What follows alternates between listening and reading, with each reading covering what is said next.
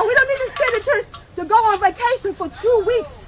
No, no, no. Do your job. Do your job. You get paid a whole lot of money. But what are you doing? What are you doing with it? You're not, earn your pay.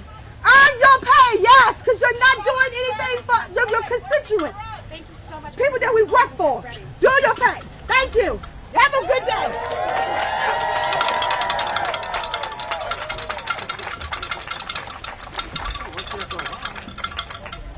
Okay. Thanks, everyone. We're going to go ahead and get started in just about 2 minutes, and everyone's going to come up. Am I leaning? Or what is That was seems like a good 2 minute warning.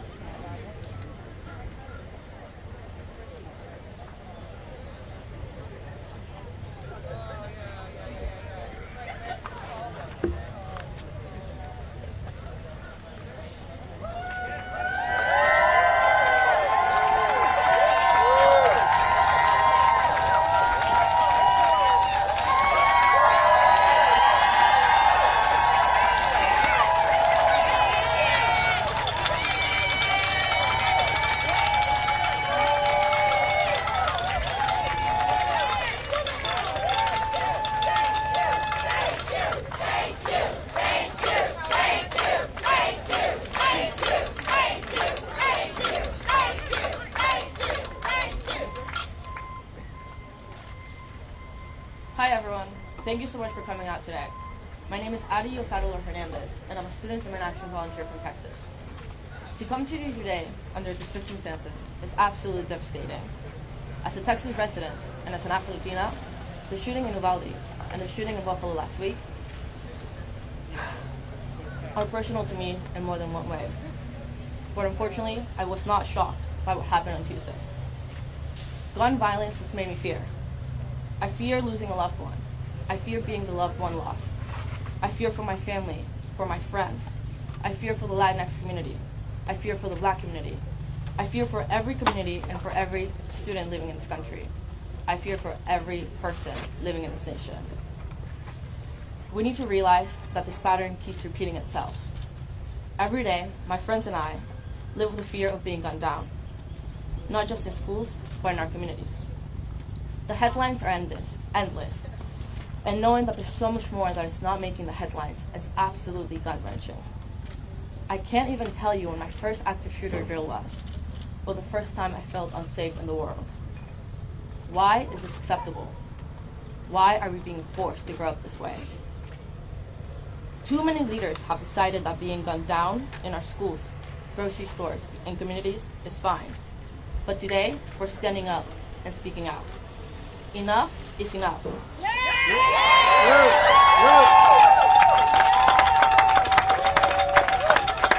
We need more than thoughts and prayers. We demand action from our lawmakers. I am an advocate for safety, common sense, and awareness. And I know that we love unity, and perseverance, we can change our current situation. That's right. And do not lose hope. Be filled with hope because people like you and your actions make a change. The culture is shifting and the narrative is changing. So let's find empowerment through actions. Let's learn together and let's fight together because we can and we will demand action for change. Yes. And today, I'm here to be proud to be in front of the Capitol demanding action. And across the country, my fellow Students in Action volunteers are also demanding action at home. They're getting ready to walk out of their classroom in protest of gun violence against children and teens. Students from California to Texas to Vermont are walking out today. They're walking out in the middle of class, test, and lunch, and more, because we know that there's nothing more important than standing up for our lives. This walkout isn't about politics. It is not about blue versus red. We do not care about that. It's about trying to make sure that when we walk into school, we can expect to walk out that day. And right now, we cannot say that. That's disgusting. I am grateful that we're joined by gun cis champions in the Senate who actually care about me, who care about us. I'm grateful to the other speakers, survivors, and advocates that are here today, and for the million of others who are doing this work across the country. We are in this fight together, and we will win. We cannot allow for this type of violence to be normal. Students are doing their part right now, and we are demanding that lawmakers and adults do the same. With that, I will start the program and pass it to our first speaker, founder of Moms Demand Action, Shannon Watts.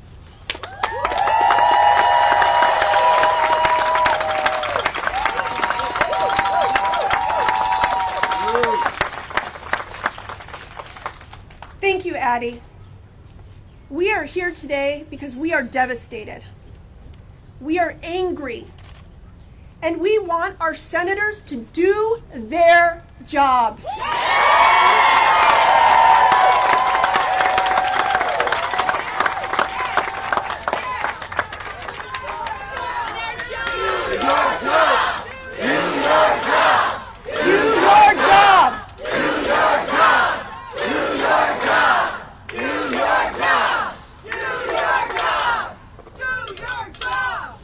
We are also here to honor victims and survivors of gun violence with action.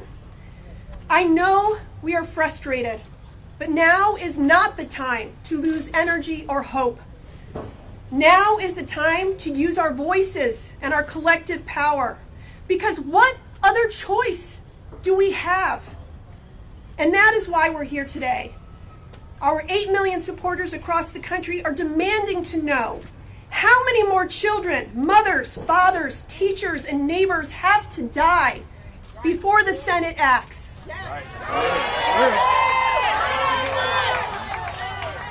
We are begging our elected officials to do something, anything, to address America's gun violence crisis. They have enabled this. They are enabling gun violence with their inaction. Right. We know how to stop this. We know how to keep people safe while they're grocery shopping, while they're in school, while they're worshiping. So we ask our senators, who do you work for?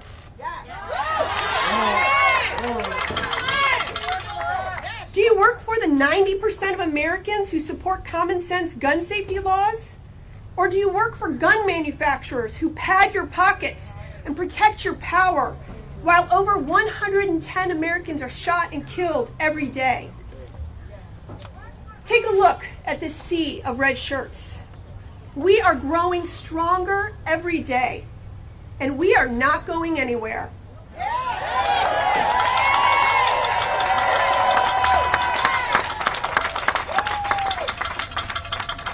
If I've learned anything from the courageous gun violence survivors who show up and do this work every single day, it's this. We will win this fight because parents fighting to keep their kids safe will always out-organize, outwork, and outvote gun lobby executives fighting for their profits. We will never give up.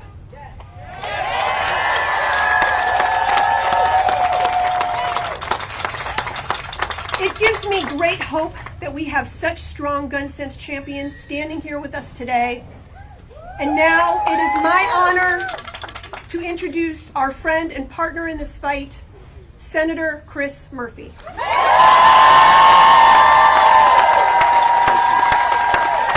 Thank you, Shannon. Thank you, Shannon. We are not going to allow this to become the new normal. We are not prepared to allow our schools to continue as killing fields. We are not prepared to allow the gun lobby and the gun industry to continue to run this town and this place. We are never, ever going to give up until we make our schools, we make our shopping malls, we make the streets of this country a safe place to live and work. We are never, ever giving up until we win this fight.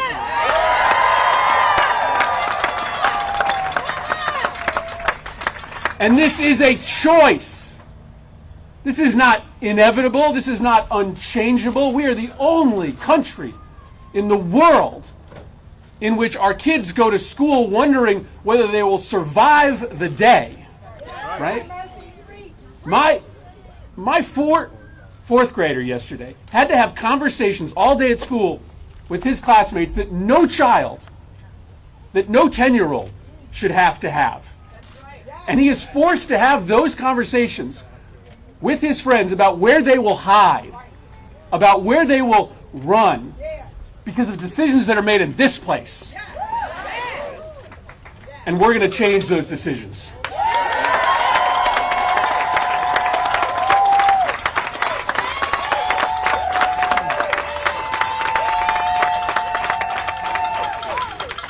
We are going to do two things.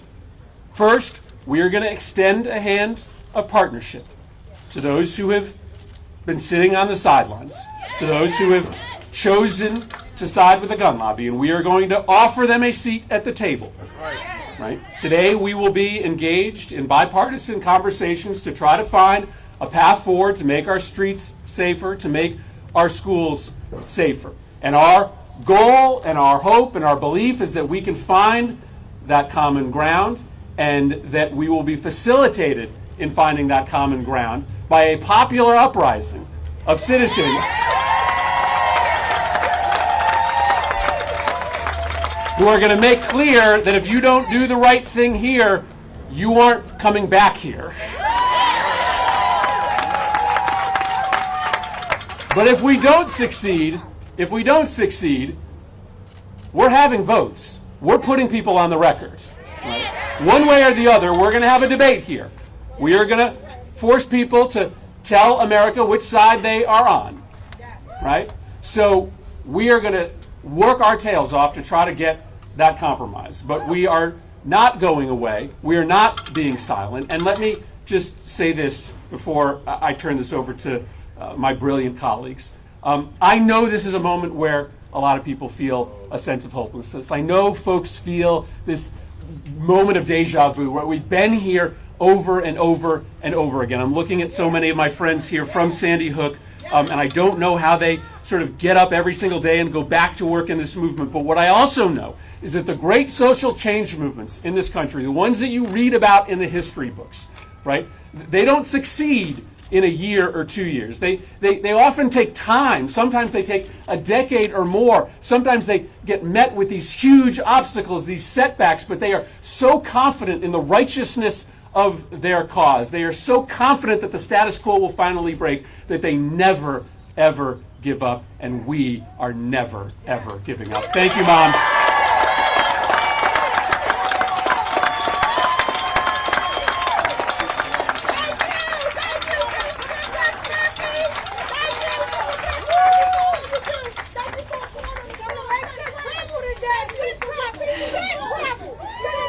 Thank you, Senator Murphy.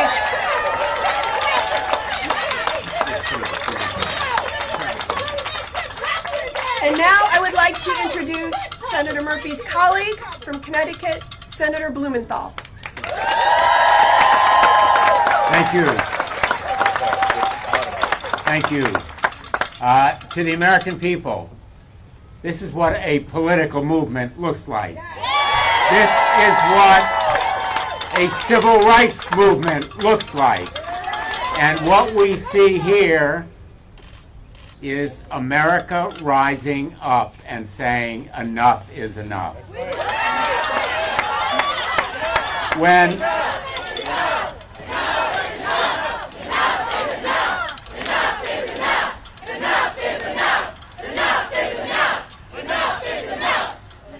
I want to thank all the leaders who are here, my colleagues, but most important, Everytown Moms Demand Action. What we're seeing is grassroots groups organizing, doing the work in the trenches to hold colleagues accountable. And make no mistake, let me be very blunt.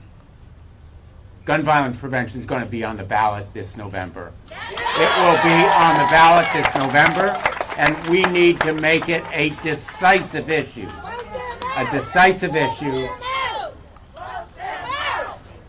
And we will vote them out if they fail to vote the right way.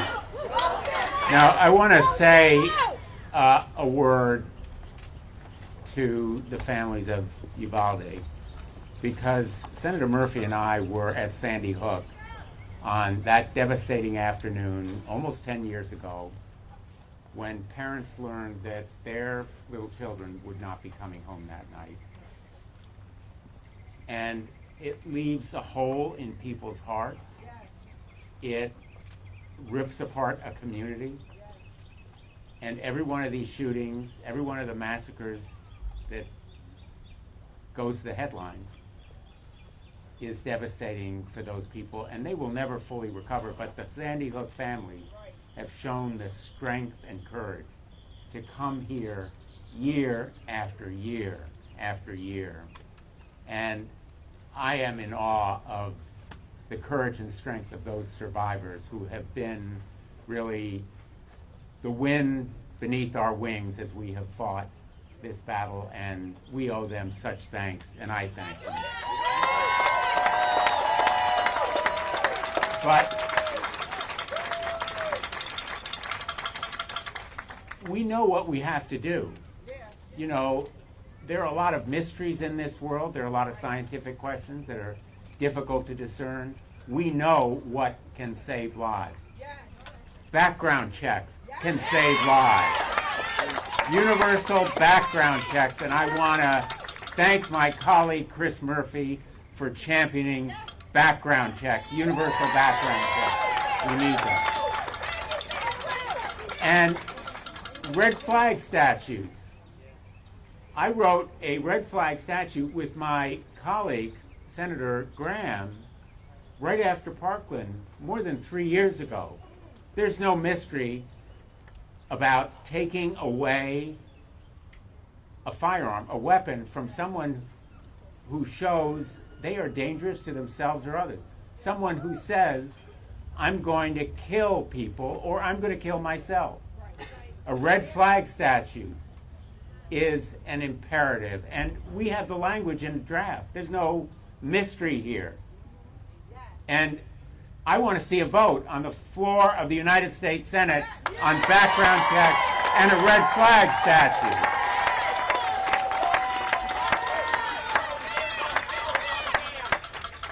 The women of this country who are survivors of domestic violence are 5 times more likely to be killed when there's a gun in the house. I want to see protection for domestic violence survivors like Lori Jackson of Connecticut, who perished from an estranged husband. And innocent children every day in their own homes play with guns, who are left unsecured. They're left out in the open. Every day, kids are shot by quote unquote accident. That's no accident. That's no accident. We need a safe storage law to protect them. Ethan's law that will protect them. Ghost guns are one of the biggest emerging threats. Law enforcement says that they're used to intimidate police at the local and state level. Ghost guns are untraceable. They're mostly crime guns. We need a law that bans ghost guns, not just a presidential executive order. So I want to see the first two votes on background checks and a red flag statute, and I want to see where my colleagues stand, and every one of them will be held accountable if they fail to vote the right way.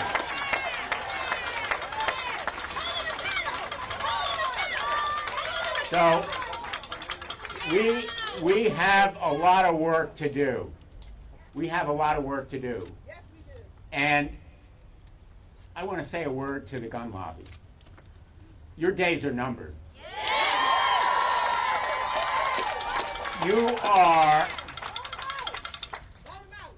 are on the wrong side of history, and you will see your power broken simply because you have overreached. You no longer represent gun owners. You no longer represent even your members.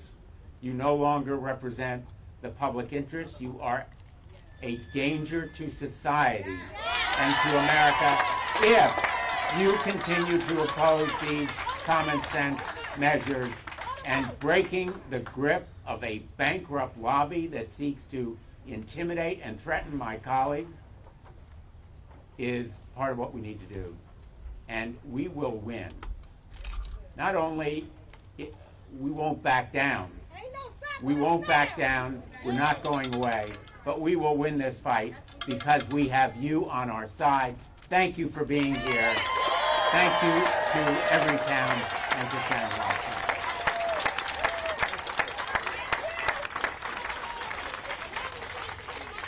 Thank you, Senator Blumenthal. And now I want to introduce a longtime gun sense champion from Massachusetts, Senator Ed Markey.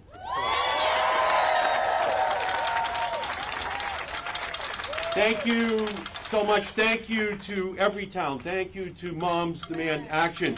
Thank you to every activist, an army of activists that has risen up across our country to fight the NRA, to fight the Republican Party.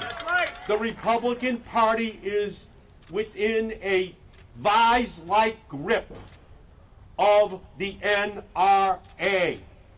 They do whatever the NRA tells them that they should do. What the American people want is for NRA to stand for not relevant anymore in American politics.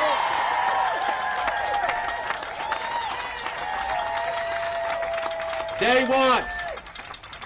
want the Republicans who work in this building to finally have the courage to stand up to the NRA, to finally stand up for the families in our country. They demand stand up.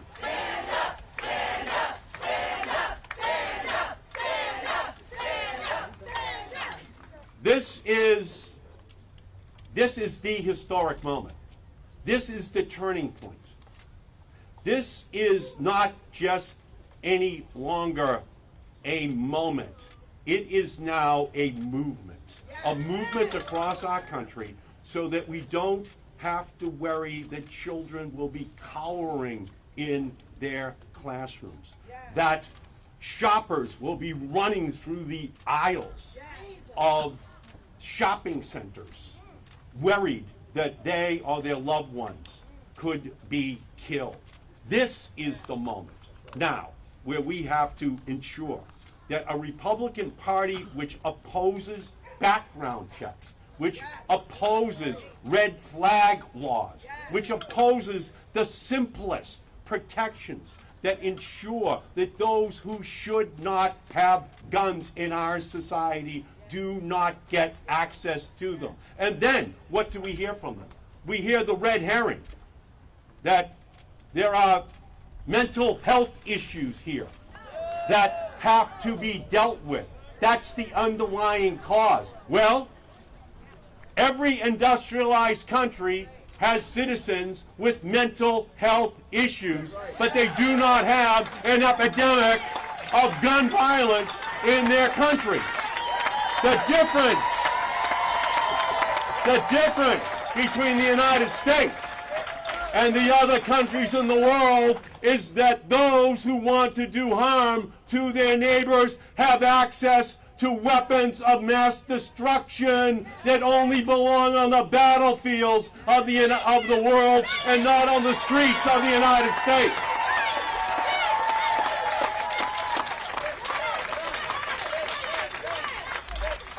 The senators who are here all have an F rating from the NRA. The legislators who have to answer to the American people all have an A as a grade from the NRA. History tells us that the Republican Party will hope that over the next 10 or 12 days, this movement will die down and the issue will just go away. Well, I say to all of my Republican colleagues, this time is different.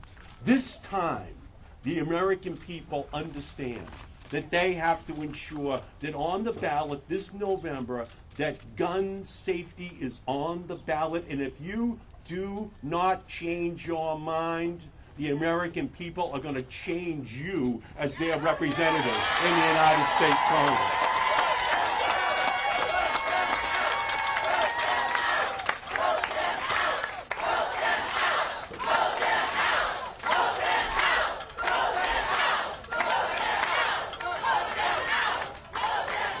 And finally, let me just say, we have to take very seriously the threat which an illegitimate, far-right Supreme Court poses to gun safety in our country.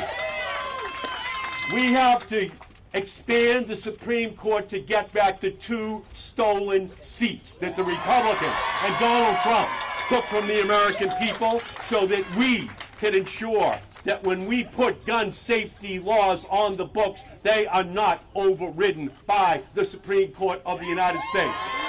This is the time, this is the place, these are the people who are about to change our country once and for all in our relationship with the gun lobby in our country. Thank you all for everything that you are about to do.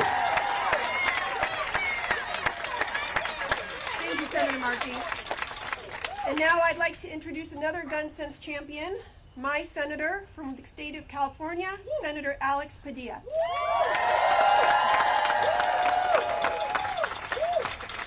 Thank you, Shannon. Thank you, everybody who's here.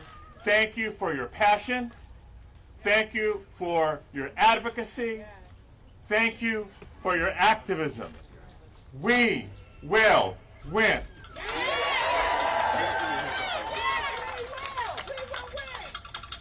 I'm Senator Alex Padilla from California, and I am here to do my job. We're going to vote on these measures, and we're not going to give up until we bring common sense gun safety legislation. Look, I know our hearts go out to the people of Laguna Woods in Southern California, the people in Buffalo, New York, more recently, and of course, to the parents, the classmates, the co-workers of the 19 students and 2 teachers who perished in Uvalde, Texas this week. Yes, we offer our condolences. Yes, we offer our thoughts and prayers. But thoughts and prayers alone is not enough to prevent future tragedies from happening. I'm here, and I want to be clear about this. I want to be clear about this because it's right about time for my kids to start school in California with the time change. I'm here as a U.S. Senator, also here as a father, like Senator Murphy, to young children, school-age children. My 2 youngest are the same age. They could have been in that classroom in Uvalde, Texas. So yes, this is personal. The question here this morning is to our Senate Republican colleagues. How is this acceptable? How are you not outraged? We're outraged. And no, putting more armed adults in schools is not the answer. If more guns was the answer, the United States of America would be the safest nation in the world. But it's not. It's the only country where students go to school fearing for their safety. It's the only country where people wonder about their safety going to a house of worship. It's the only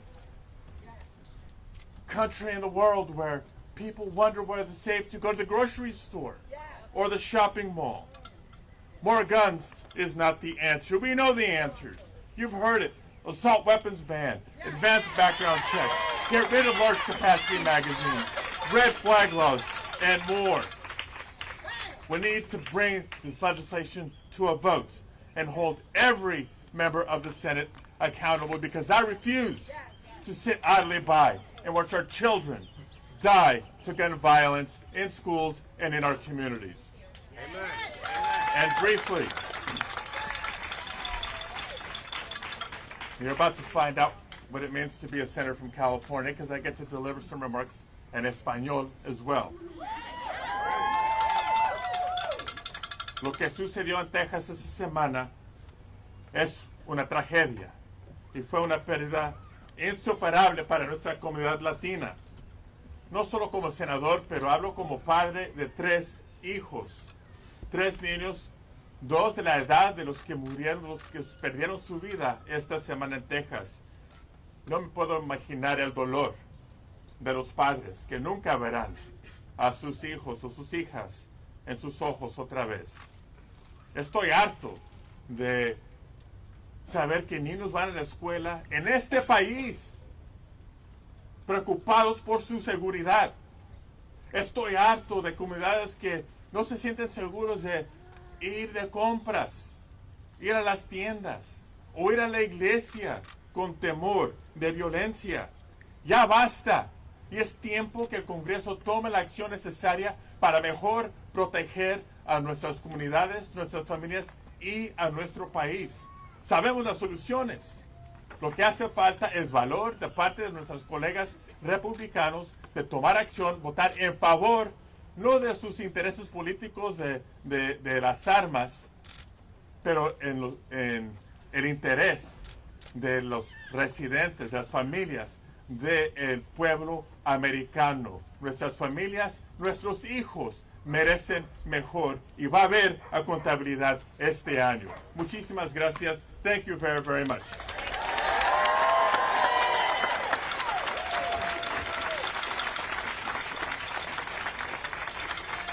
Thank you, Senator Padilla. And now I would like to introduce Rhode Island U.S. Senator, Senator Sheldon Whitehouse. Thank you all so much for being here. Thank you to moms. Thank you to Everytown. Thank you to Students Demand Action. Thank you to Senators Murphy and Blumenthal for their passion and work in this effort after the catastrophe at Sandy Hook.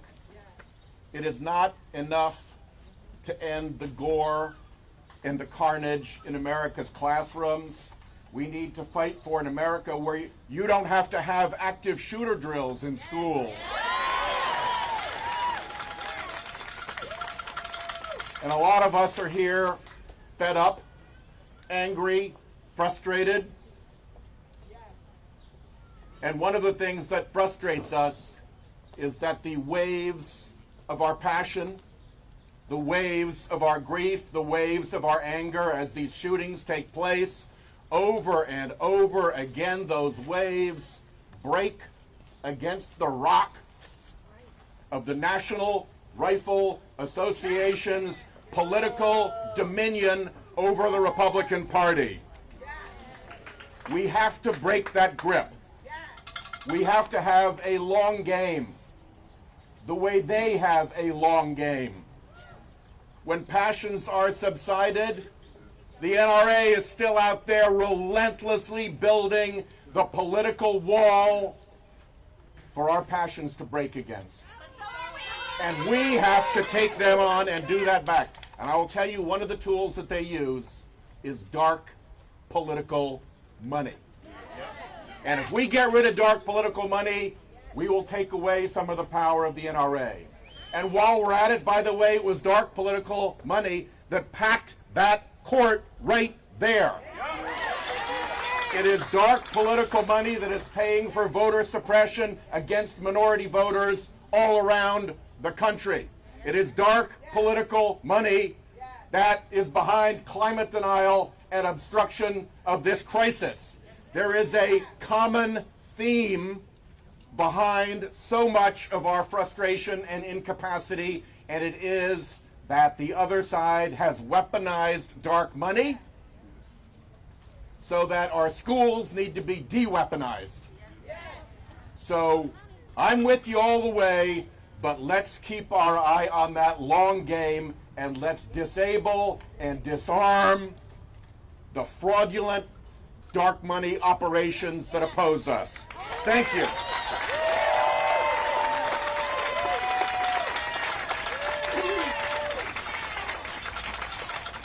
Thank you, Senator. And now I am honored to introduce the U.S. Senator from Minnesota, Senator Amy Klobuchar. Thank you. Thank you so much to Moms Demand Action. You're everywhere. To Students Demand Action. Thank you for standing with us for gun safety and to protect the people of this country. Because that's what this is about in the end. We are once again here in the wake of a tragedy. We're here because of 21 empty beds tonight in Texas. We're here because of 10 empty chairs at the dinner table in Buffalo. We're here because we have lost more than 2,900 people in this country in mass shootings just since Sandy Hook. And we say today, enough is enough. And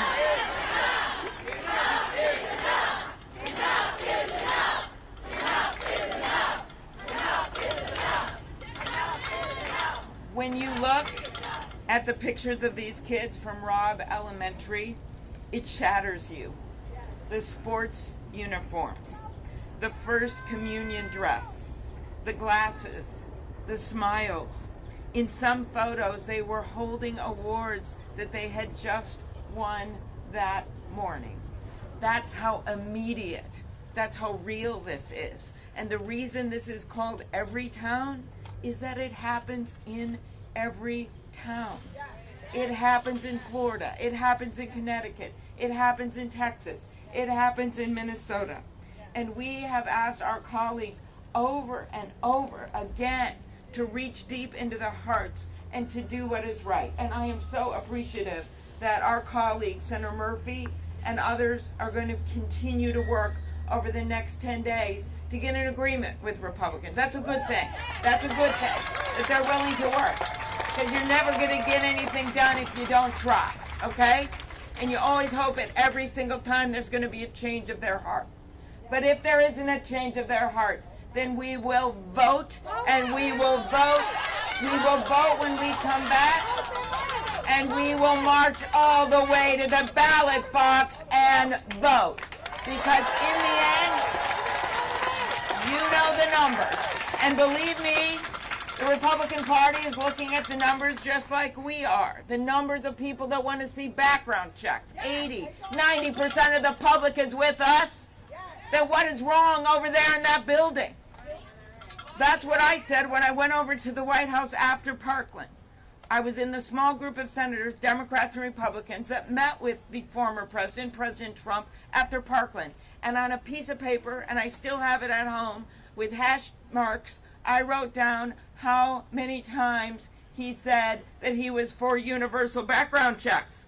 He said it then. He said it once, he said it twice, he said it 3 times, and in the end, 9 hash marks. He said it 9 times. And then do you know what happened the next day? He went and he met with the NRA and he changed his mind. Well, this year, this election year, we are not going to tolerate people just saying they changed their mind. Not when we have those 21 empty beds in the state of Texas. I come from a proud hunting state. We have a lot of hunters in our state. And I can tell you right now, my Uncle Dick in his deer stand, he does not need an AK-47. And any rational person that looks at this and say, how come an 18-year-old could go out there and buy that type of gun? How come they could buy an assault weapon? That is why we have long stood for sensible background checks, for red flag laws, for yes, closing the boyfriend loophole, which is my bill, that got 30 Republican votes in the House and then got cut out of the United States Senate because the Republicans in the Senate wouldn't let it be part of the domestic violence bill. Enough of this. They literally were standing up for domestic violence offenders and saying that they could have guns. It never ends. And so no, 18-year-olds should not be getting assault weapons, and we will take that to the public. This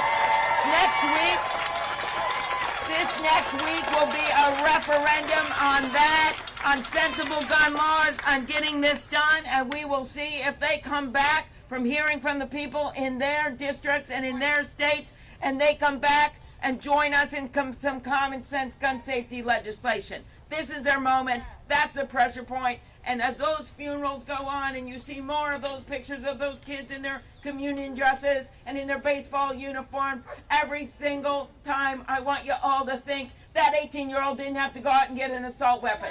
This is completely preventable. So let's get to work. And when we get back, if they don't join us, we march right to the ballot box. Thank you.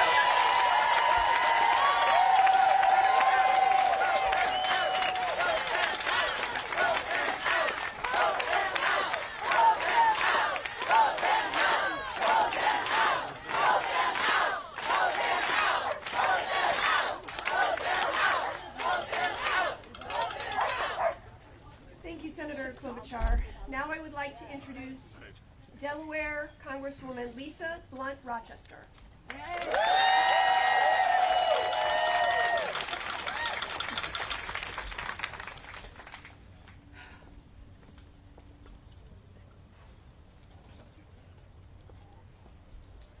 I wasn't even scheduled to be here. I'm not a senator. I'm a member of the House of Representatives, where we did our work. And we still have work to do. I wasn't supposed to be here. I was called here for a meeting. I took the train. I stopped. I wore orange today, not knowing what was going to take place. But I'm a member of the Congressional Black Caucus. And so for us, our hearts are with the families today. But we also know that in addition to these mass shootings that are happening all too frequently, every day, every hour, in our communities and in our neighborhoods, people are being shot. Yes, right here in D.C. I hear you. And so today, I'm just here to stand in solidarity, because not only am I a member of the House, not only am I a member of the Congressional Black Caucus, I'm a mom who's demanding action.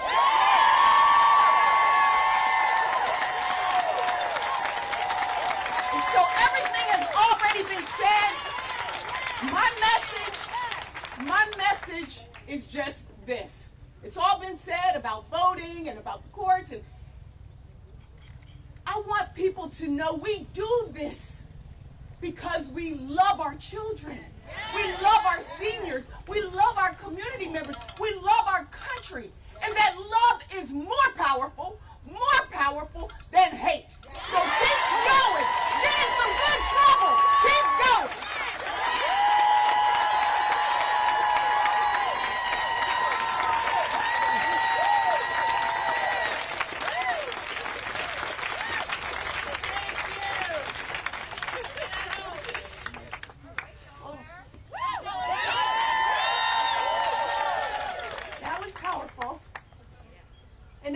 honored to introduce U.S. Senator from New York, Senator Kirsten Gillibrand.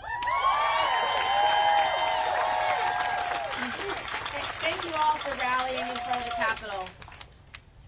It really matters. This has been a moment of fear and anger and tears and fury. It is crippling to be this angry and this infuriated by the lack of action by people who hold all the power. It is a disgrace in this country that Congress cannot overcome the greed and corruption of the gun lobby. It is an outrage that they cannot stand up to the NRA and those who want to give weapons to anyone at any time for any reason.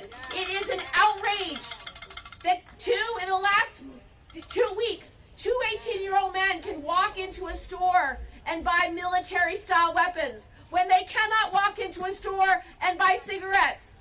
It is an outrage that an 18-year-old man can buy a military-style weapon that our military trains our service members for years on how properly to use them. To drive a car, you have to train, you have to get a license. We have so many requirements on 18-year-olds, but not on the ability to buy a military-style weapon that is designed solely to kill large numbers of people quickly in a moment of war. They should not be allowed to buy these weapons, period. Because the truth is, an 18-year-old cannot go buy a tank. An 18-year-old cannot go buy a shoulder-powered missile. An 18-year-old cannot even rent a car, but he is yet allowed to buy a military-style weapon that is designed to kill large numbers of people very quickly. No one should be allowed to buy military-style weapons in the civilian world, period.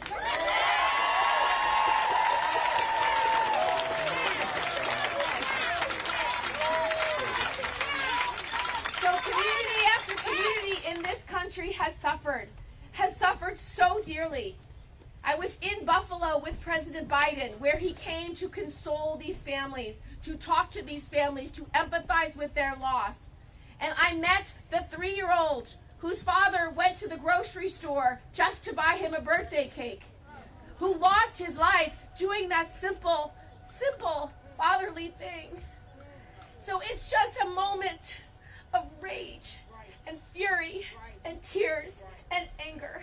But you must motivate yourselves and take all that fury and channel it to the next election.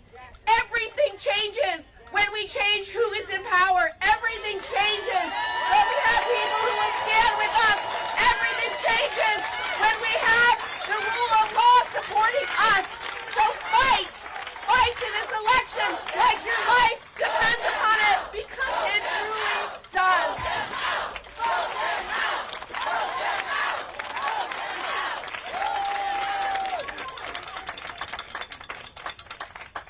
Now I'm going to turn it back to my colleague with Students Demand Action, Adi.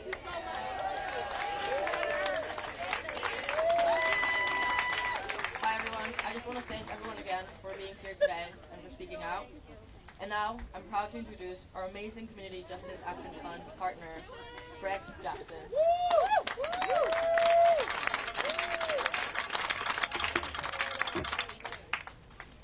First of all, I just want to thank Moms Demand Action, Students Demand Action, Everytown. But I'll be honest, we're late. You know, I was shot in April of 2013. And the bullet that hit me hit 2 arteries. It took 6 months of recovery. But I'll never forget, after my first surgery, I looked down at my mutilated leg, and I looked up at the television, and I heard the Senate making excuses about why they couldn't pass the background checks bill. Since then, 1 million people have been shot or killed by gun violence. Since then, our economy has lost $2.8 billion to gun violence. We're late. And those 1 million people are not numbers. One was my neighbor, Devon McNeil, that got shot playing at the age of 10.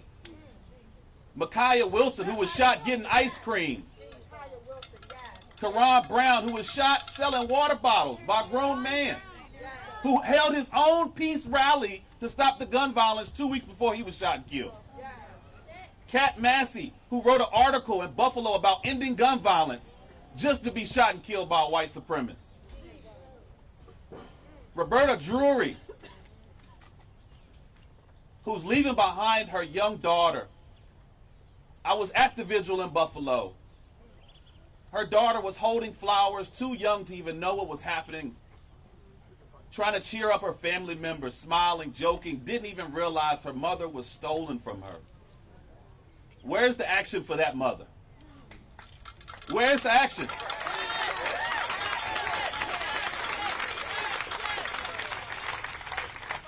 We are late.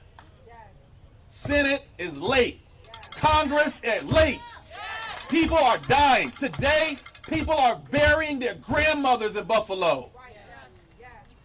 Mothers in Uvalde are trying to figure out how they're going to bury their children. Children. And we're trying to figure out when is the right time. We're late. The time is now.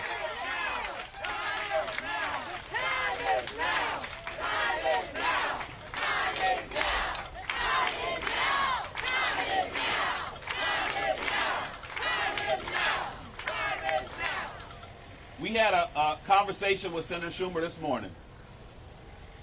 And I'm sure all of y'all have heard about the timing. We got to get the timing right, the timing right. The American people do not believe that Senator is going to do anything about this. They don't believe that Congress is going to do anything about this. The people in Buffalo that are looking for food to eat, they don't believe the government is coming to save them. So we have to fight. He's given them 10 days. 10 days to stand up for the people of Buffalo. 10 days to stand up for the families in Uvalde. 10 days to deal with the 212 mass shootings that happened this year. 10 days to deal with the 100,000 people that are shot or killed every year.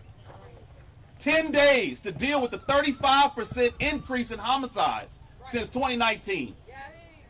10 days to deal with the #1 cause of death for youth. 10 days to deal with the #1 cause of death for black men. 10 fucking days.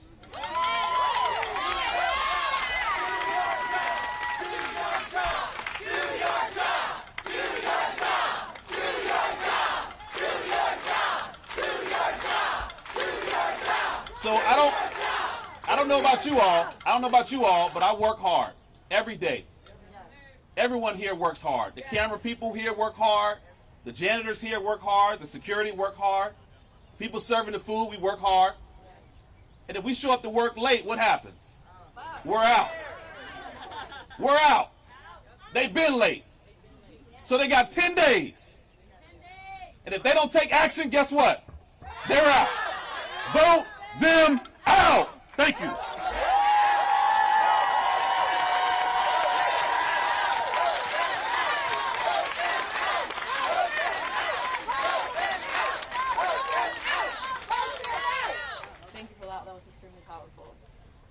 I'm going to introduce a Stillman Douglas survivor. Sorry,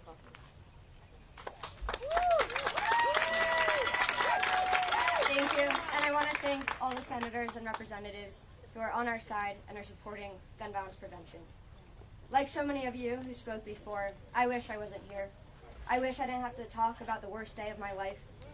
I wish I didn't know the emotions and feelings that those kids in Texas are going through right now. But as a survivor of the mass shooting in 2018 at Marjory Stoneman Douglas High School in Parkland, Florida, I sadly know the reality that those students are suffering through right now. I'm heartbroken by this latest shooting, but I'm also livid. Whether it's inside the classroom or outside in the neighborhoods, more and more children are dying because of gun violence. Gun violence is now the #1 leading cause of death for children in the United States. So shame on the people who watched my friends and classmates die at Marjory Stoneman Douglas and continued not to act. Shame on the lawmakers who promised to protect us and now have tighter connections to the gun lobby than ever before. Shame on them. They are not representing what their constituents believe. No, they're not. More than 90% of Americans support background checks.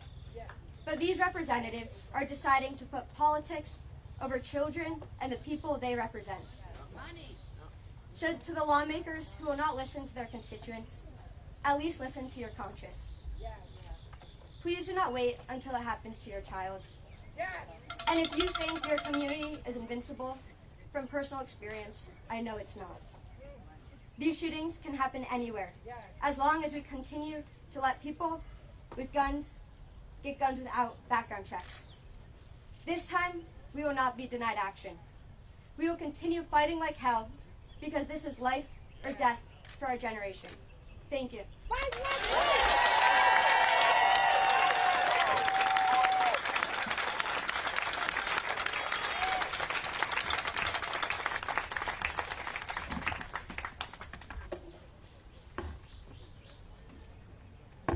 Thank you, sorry for that. And now we're going to hear from a Sandy Hook Elementary School survivor, Erica Lafferty.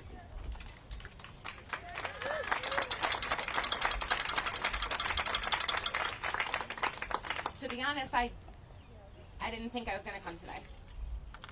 Everything about the shooting at Robb Elementary reminds me of the day my mom, Dawn Lafferty Hochsprung, the principal of Sandy Hook, was murdered protecting her students and faculty.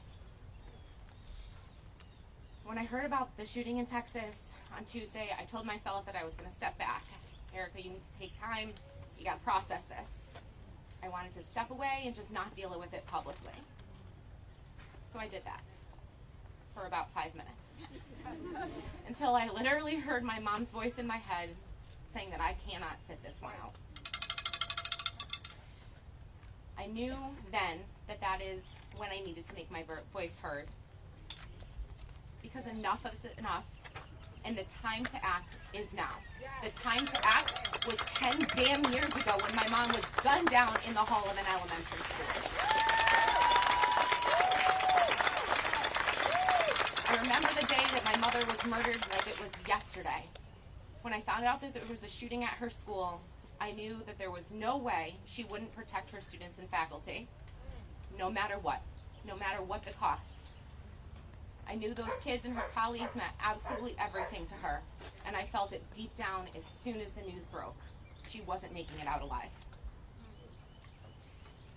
Many of the families in Texas today, in Buffalo last week, and tomorrow, and next year, and 10 years from now, will be feeling this unimaginable loss that only people in the Gun Violence Survivors Club can understand.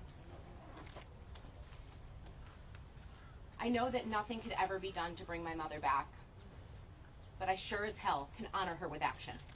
And that is why I got out of bed, and that is why I'm here today.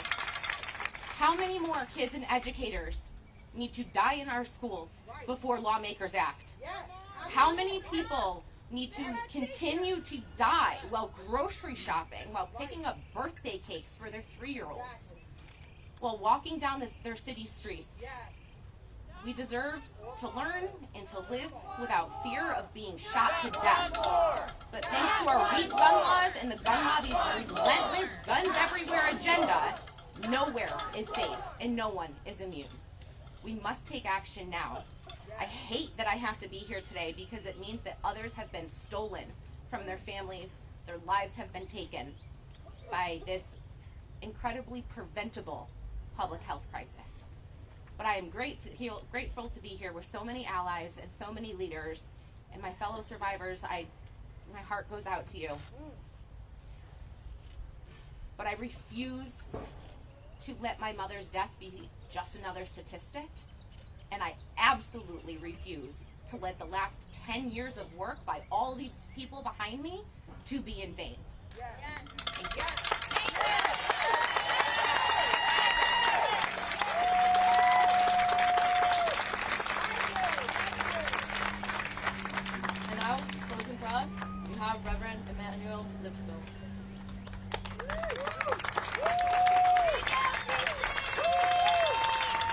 You know, too often we sit around and we act like this isn't a problem. Gun violence has existed in America before there was a United States. My grandfather, who signed the treaties that allowed for the colonists to come here, was forced into those treaties because of gun violence. And when he signed the third treaty, he was shot in the back and killed. You know, I'm just saying, like, you know, just excuse me, I'm a little emotional. I'm a little emotional because recently we've been finding mass graves in this area, in Rock Creek Park, in Maryland, and they don't even pay attention to it. Those are my ancestors that are in those graves. Those are our ancestors that are in that grave. They're not just Afro-Indigenous people. They are British, they are Quakers, they are French, they are people from all across this world. Make America great? Is America great for when? I say, when was America great? Exactly. America was great before they had all the gun violence that came to America, that pushed the people into slavery, pushed the people into oppression. A bullet doesn't know what race you are. A bullet doesn't know what party you are. A bullet just knows death and injury. You know, there's an old saying, when you have an event, you want it and you want it to end on time, don't ask a minister to speak. And I'm going to do my best.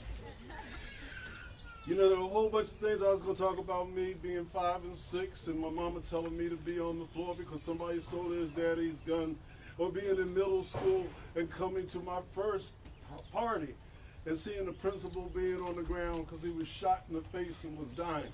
You know, and honestly, there's just too many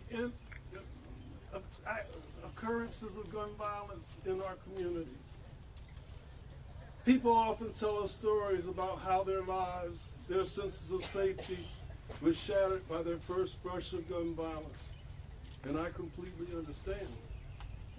But for me, and many folks in our country, especially those that grow up in the inner city, it's like these experiences with gun violence are something painful, yeah, because they're normal. But we can win this fight against gun violence. The pain we feel, that's what happens when you grow up in a country where more than 100 people are killed by gun violence every day, and hundreds more are wounded. The unthinkable becomes normal. But we can win this fight against gun violence. The once-in-a-lifetime occurrence happens every day in our communities. A fight or flight reflex kicks in when you're a child, and it never turns off. Because if it did, you'd be dead.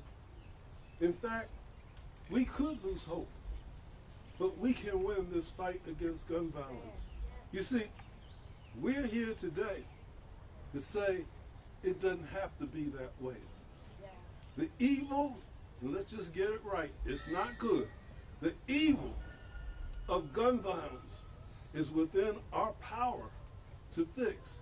Yes, we can win this fight against gun violence. The same thoughts and prayers we hear over and over and over again, they don't save lives. They don't change laws. It all leads to the same thing, even more lives lost in the hands of preventable gun violence. If you're a politician, stop working to get elected and start working to do the job we pay you to do.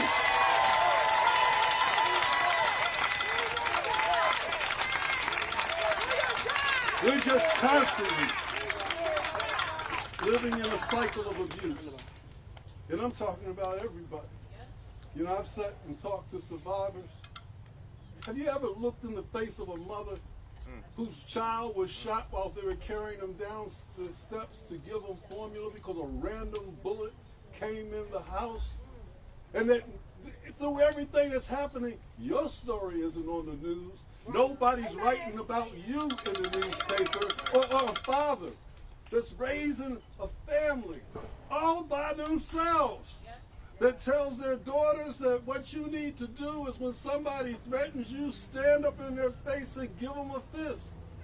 But he wasn't thinking about a gun. and that child never comes back home from school. But today, I know it seems hopeless. And it's been hopeless since the 15 and 1600s. But you people, look at you, all around here. You're just like me. You're just like Shannon. You're just like all the people that are standing here before you, and you deserve a better life. You pay for a better life. And your people need to get off their rusty dusty and start making sure it happens. And you know, we have a chance to build a country where for people like us all, we can win the fight against gun violence. I want to extend my heartfelt thanks to today's speakers, our survivors, our organizers, our movement leaders, our champions in Congress, to express to each other and every one of you, my gratitude.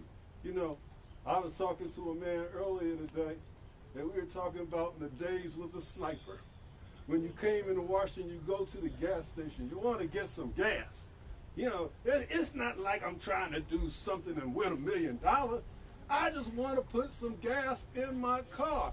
And you can't even pump the gas in your car because a sniper is hiding in somebody in his trunk with a gun through the light in the back of the car. And you don't know if you're ever going to even get it to be able to finish filling the car. So what I'm saying is, it can seem bad. I used to sing the song, I don't feel no ways tired. And we don't feel no ways tired. And they're being the way that they are because we know we have them on their heels. We have them at the point in which the embarrassments that they've hidden from, as it says, when the truth comes and the lights are cut on, the roaches start to run. So what I'm saying is, the roaches need to run on out of this house, go back to wherever they came from, and let us get some good people. We might have difference of opinions, but we all come together when it comes to saving lives and having safe communities. So I just want you all to just say this with me. We can win this fight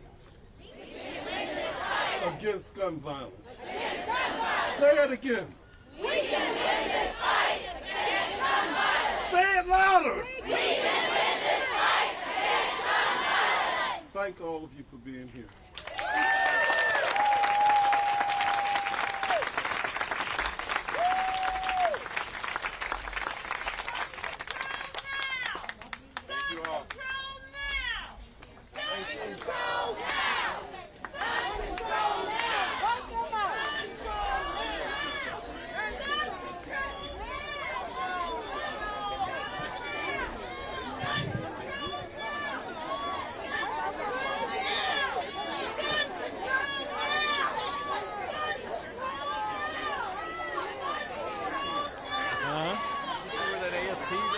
No, she just packed up and went.